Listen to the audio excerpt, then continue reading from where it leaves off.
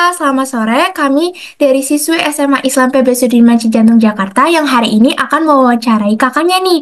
Sebelumnya, izinkan kami untuk memperkenalkan diri terlebih dahulu. Perkenalkan, nama saya Akila Puri Saraswati yang biasa dipanggil Putri dan teman saya. Saya Akil Sofei Sami yang biasa dipanggil Akil.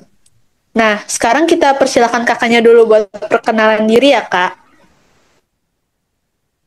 Ya, Assalamualaikum. Perkenalkan, nama kakak Askia Syahera. Kakak murid asal Aceh di daerah Jimalamal, Madrasah Aliyah daerah Jimalamal. Kakak biasa dipanggil Syahera, boleh dipanggil Syahera, boleh dipanggil Hera juga. Kakak ini penulis dari novel Antara Dua Doa. Ya, Oke, makasih kakak atas perkenalannya. Nah, kan udah kenal nih Kak sama kakaknya nih. Kita bisa langsung ke pertanyaannya aja ya Kak. ya boleh. Oke, kira-kira kapan nih kakaknya tuh mulai tertarik untuk menulis dan menerbitkan buku? Awal mulai tertarik untuk nulis itu waktu kakak lagi di pesantren nih. Di pesantren itu kan jadwalnya padat, terus itu juga lingkungan baru untuk kakak. Kakak butuh sesuatu untuk menyalurkan perasaan kakak nih. Dan pada akhirnya kakak memilih untuk menulis. Alhamdulillahnya pas nulis itu yang ngerasa nyaman gitu kan. Dimana kita bisa menuangkan segala ekspresi kita tanpa harus didengar orang lain tuh. Nah, dari pertama masuk pesantren di situ udah mulai suka nulis. Dan boleh tahu sumber inspirasi kakak untuk nulis tuh apa ya, Kak? Sumber inspirasi kakak untuk tulis itu adalah untuk memulai jalan dakwah kakak gitu. Kakak ingin menjadi sobat, tapi kayaknya karena masih lagi di pesantren, nggak bisa untuk langsung buat konten atau apa-apa, bisa dimulai dengan menulis di mana karya kakak nanti dibaca sama orang, dan itu termasuk jalan dakwah gitu. Insya Allah. Oke, dari semua karya tulisan kakak yang sudah kakak buat, ada tidak sih kak yang paling berkesan menurut kakak?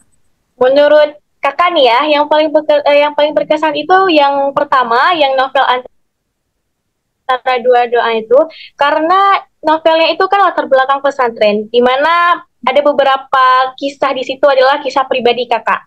Kakak itu kenapa bisa jadi ini yang paling berkesan? Karena selama 3 tahun di pesantren itu, kakak pengen semua kenangan yang ada sama teman-teman kakak itu nggak cuma berbentuk sebagai memori atau hal yang ada di hati doang. Kakak pengen ada bentuknya juga, jadi bisa dilihat, bisa dibaca gitu. Nah, itu yang paling berkesan. Setiap orang kan pasti punya hambatan masing-masing ya kak saat menulis. Kalau kakak sendiri tuh pernah mengalami hambatannya nggak ya kak? Boleh dikasih tahu contohnya seperti apa kak? Boleh, karena lagi-lagi ya, karena kakak ini di pesantren, jadi nggak semua hal yang pengen kakak dapetin itu bisa didapetin langsung gitu. Karena terutama untuk internet itu terbatas kita pakainya di pesantren. Mungkin ada beberapa hal yang kakak pengen tahu gitu, tempat atau segala macam yang kalau di rumah kakak bisa langsung cari di internet, tapi kalau di pesantren itu nggak bisa. Jadi kalau kakak lagi di pesantren, kakak nulisnya lebih lama, jadwalnya juga lebih ribet gitu. Itu hambatan kakak untuk nulis. Oke, makasih Kak jawabannya. Lanjut ke pertanyaan aku ya Kak.